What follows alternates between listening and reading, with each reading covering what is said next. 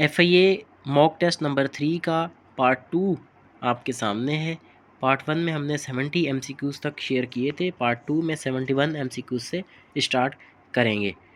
Which is the highest civil award of Pakistan? Pakistan का highest civil award कौन सा है? दो तरह के अवार्ड्स होते हैं, सिविल अवार्ड होते हैं और मिलिट्री अवार्ड होते हैं। मिलिट्री के पर्सनल्स होते हैं, ऑफिसर्स होते हैं, जो सिपाही वगैरह होते हैं, उनको मिलता है। और जो सिविलियन है वो पाकिस्तान की किसी भी सिविलियन को मिल सकता है, ठीक है जी।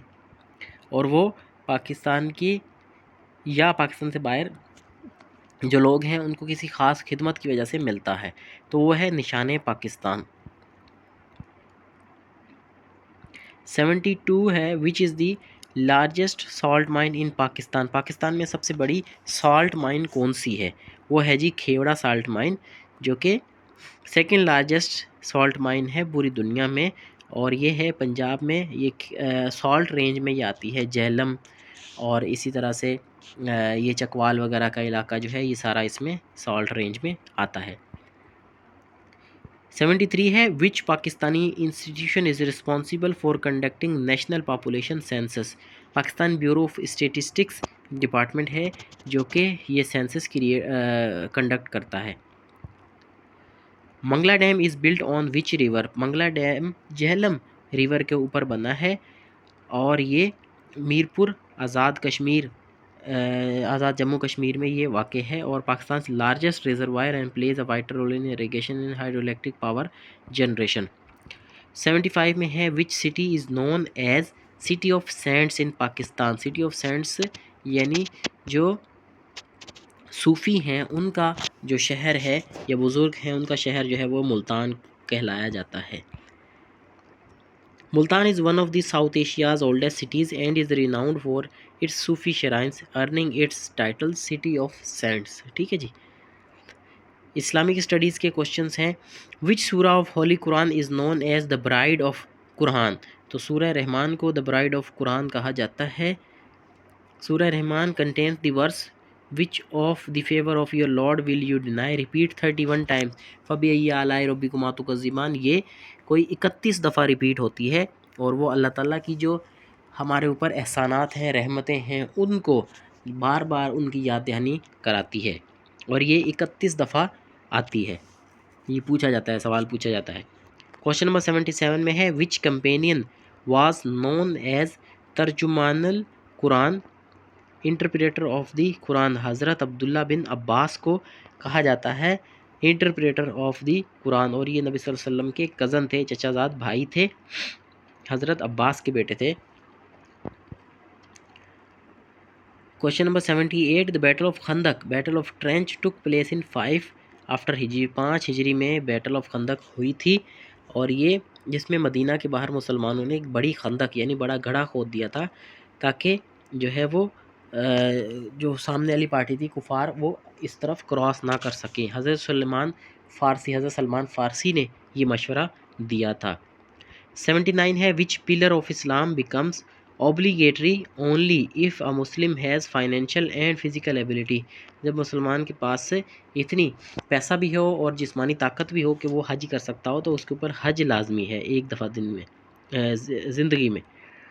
80 है विच वाज द लास्ट गजवा in which the holy prophet peace be upon him personally participated? तो कौन सा आखिरी गजवा था जिसमें नबी सल्लल्लाहु अलैहि वसल्लम ने खुद हिस्सा लिया था? वो था गजवा तबूक जो कि 9 हिजरी में हुआ था।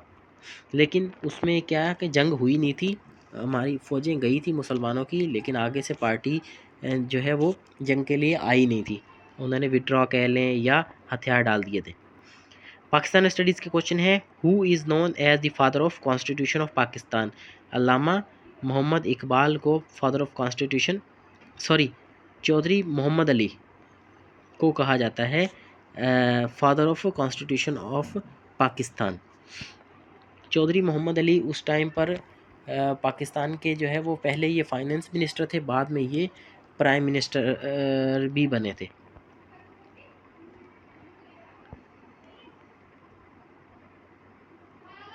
(82) है the red Cliff award was announced on 17 August 1947। Red Cliff award या बाउंड्री अवार्ड भी इसको कहा जाता है। Which is the largest glacier of Pakistan outside the polar region.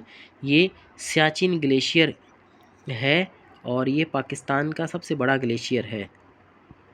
Siachen glacier Karakoram range में वाक़ है और ये पाकिस्तान की हाईएस्ट बैटलफील्ड भी थी। इंडिया के साथ यहाँ पर पाकिस्तान की बहुत ज़्यादा जंग हुई, कभी इंडिया इसको कब्ज़े में ले लेता है, कभी पाकिस्तान इसको ले लेता है, लेकिन अभी ये हालिया तौर पर इंडिया के कब्ज़े में है।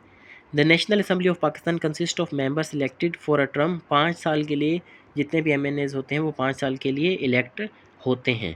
विच constitutional amendment introduced article 10A guaranteeing the right to a fair trial. ये 18th अमेंडमेंट ने 10A को ऐड किया था। Article 10A inserted through 18th amendment 2010 में ये हुई थी और जिसमें fair trial and due process ensure कराया था। 86 है, a trader purchases a laptop for 80,000 and sells it at a profit of 15%। What is the selling price. ठीक है जी, 80,000 उसकी परचेज़ है, 80,000 में वो ख़रीदता है और उसके ऊपर 15% वो मुनाफा रखता है। अब देखें 80,000 का आपने 15% निकालना है। मैंने आपको सिखाया था कि आपने पहले 10% निकालना है और फिर 5% निकालना है, क्योंकि 10% निकालना इजी होता है। 80,000 का आप 10% निकालना चाहें तो 8,000 बनेगा। ठीक है जी, तो 80,000 का 8,000 और 5% और अगर करना है तो वो 4,000 आएगा, यानी टोटल 12,000 इसको प्रॉफिट हो गया। लेकिन मैंने नीचे आपको हिंट भी दी है कि प्रॉफिट निकालने के लिए जो फार्मूला है 80,000 को 15% निकालेंगे अगर उसका, तो 80 को 15 से मल्टीप्लाई 100 से डिवाइड कर देंगे तो आपका आ जाएगा 12,000। तो सेलिंग प्राइस कितनी हो जाएगी 80,000 प्लस 12,000 92,000 में अगर वो बेचेगा उसको तो फिर उसको 15% मुनाफा होगा। लेकिन अगर किसी को फार्मूला नहीं याद होता तो सिंपल ट्रिक पहले जहन में रखें कि आपने 10% किस तरह से निकालना है और 10 का 5% आसानी से और इसमें ऐड कर देंगे, वो इजी रहेगा। The ratio of ages of Ali and Ahmed is 4:7। If Ahmed is 35 years old what is Ali's age. ठीक है, तो अली की 20 साल होगी। वो किस तरह से कि 1:पार्ट 35 को 7 से डिवाइड किया तो 5 आता है। ठीक है जी, अहमद की एज कितनी है, रेशो कितना है 7। ठीक है, और उसकी एज कितनी है 35, यानी उसको 5 से मल्टीप्लाई करेगा तो एक हिस्सा उसका बनेगा।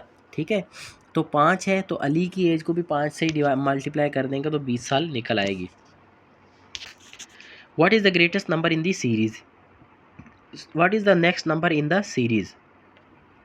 तो इसमें पैटर्न दिया हुआ है कि पहले 4 है, फिर 10 है, फिर 22 है, फिर 46 है, फिर 94 है और इसके बाद क्या आएगा। ठीक है, तो प्रीवियस टर्म को 2 से मल्टीप्लाई कर रहे हैं और इसमें 2 जमा कर रहे हैं, यानी 4 को 2 से ज़रब किया तो 8 आया, 8 में 2 जमा किए तो 10 बन गए, 10 को 2 से ज़रब किया 20, 20 में 2 जमा किए तो 22, 22 को 2 से ज़रब किया 44, 44 में 2 जमा किए तो 46। इसी तरह से आगे जाएंगे, 94 को 2 से मल्टीप्लाई करेंगे और फिर उसमें 2 जमा करेंगे तो 190 बन जाएगा। 89 है, a car covers 450 kilometre in 9 hours. एक कार है वो 9 घंटों में 450 किलोमीटर करती है। What is average speed. तो उसकी एवरेज स्पीड है 50 किलोमीटर पर आवर। इसमें आपने एवरेज स्पीड का फार्मूला ये है कि डिस्टेंस को आप टाइम से डिवाइड कर देंगे। 450 को 9 से डिवाइड करेंगे तो 50 आएगा। 90 है, which number does not belong to the group. कि इनमें से कौन सा नंबर जो है वो ऑड वन आउट है, इसको बोलते हैं ऑड वन आउट। बाकी 3 नंबर जो है उनके अंदर कोई एक फिक्स पैटर्न होगा। ठीक है, तो 16 है, 25 है, 36 है। अब ये देखें बाकी सारे नंबर जो है ना वो परफेक्ट स्क्वायर हैं। 16 जो है वो 4 का स्क्वायर है, 25 5 का स्क्वायर है, 36 6 का स्क्वायर है, तो 48 किसी का भी स्क्वायर नहीं है। ठीक है, ये हिंट में देखिए 16, 25 and 36 are perfect squares. 4 square, 5 square, 6 square, 48 is not. तो 48 सही आंसर है कि वो इनसे अलग है। 91 में कह रहा है कि A can complete a piece of work in 15 days. एक बंदा है ए, वो 15 दिन में एक काम कर सकता है। B can complete the same work in 10 days. B जो है वो 10 दिन में वही काम कर लेता है, यानी बी तेज़ है पहले वाले से। Working together they will compete in. वो दोनों अगर एक साथ काम करेंगे तो 6 दिन में काम हो जाएगा। वो किस तरह से। कंबाइंड वर्क का मतलब ये है कि अगर इनकी ए जो है वो एक दिन में कितना काम करेगा, वो 1/15, यानी उसको 1 से एक जो है 15 नीचे आ जाएगा, 1/15 जमा एक दिन में दूसरे वाला कितना करेगा 1/10, ठीक है।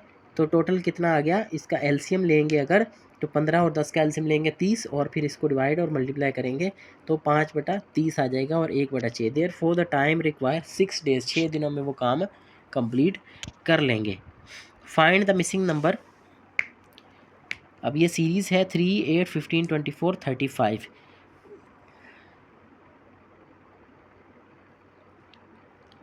तो नेक्स्ट क्या आएगी, नेक्स्ट पैटर्न इसमें देखें +5 हो रहे हैं, हर नंबर में +5। ये नीचे मैंने हिंट इसीलिए दी हुई है कि आपको पता चल जाए। वैसे मैं सॉल्व करवाता हूँ वर्बली, तो आप लोगों को, कुछ लोगों को समझ नहीं आती होगी, तो इसलिए मैंने ये इसमें हिंट भी दे दी है, तरीका भी दे दिया है कि किस तरीके से पैटर्न चल रहा है।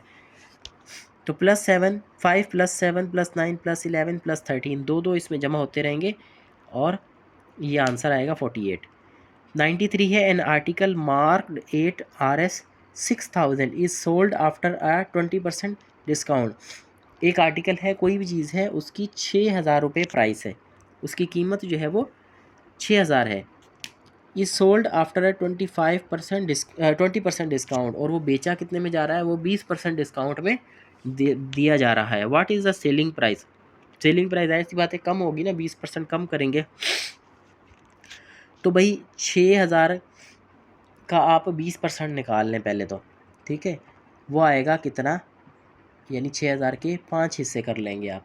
ऐसे नहीं समझ में आ रहा तो आप ऐसा करें कि 6000 का 10% निकालें। 6000 का 10% निकालना कितना होगा, वो होगा 600 रुपये, ठीक है जी। और 20% कितना आएगा, 1200 रुपये, यानी तो 6000 में से आप 1200 कम कर देंगे तो आपका आ जाएगा 4800, ठीक है। 4800 तो 1200 6000 में से माइनस करेंगे, जवाब आ जाएगा 4800। तो 4800 में वो चीज़ इसकी सेलिंग प्राइस है।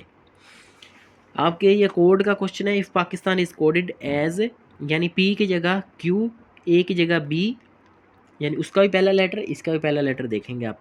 Each letter shifted 1 step forward then FIA will be coded as. ये आखिर लिखा तो नहीं होगा आपके सवाल में, लेकिन उसने सिर्फ बताया होगा कि पाकिस्तान का कोड ये है, तो FIA का कोड क्या होगा। तो P की जगह क्या आ रहा है, Q, ठीक है, एक लेटर आगे जा रहा है, तो F की जगह क्या आएगा, G आएगा, और I की जगह J आएगा, A की जगह B आ जाएगा। Find the next letter in the series. Series में अगला लेटर मालूम करें। ए के बाद डी आ रहा है, यानी बी और सी को स्किप किया, डी के बाद ई एफ को स्किप किया, जी आया, एच आई को स्किप किया, जे आया, यानी 2 लेटर्स बीच में स्किप कर रहा है। तो एम के बाद 2 ही लेटर स्किप करें, एन एंड ओ, उसके बाद पी आएगा, ठीक है जी। Sana is taller than Maria, Maria is taller than Ayesha, Ayesha is taller than Hina.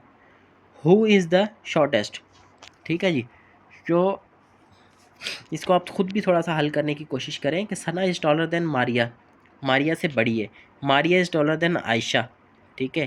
तो इसका मतलब है आयशा जो है वो मारिया से छोटी है और मारिया सना से छोटी है। तो अभी तक सना सबसे बड़ी है और आयशा सबसे छोटी है। Ayesha is taller than Hina, तो इसका मतलब है कि हिना भी आयशा से भी छोटी है।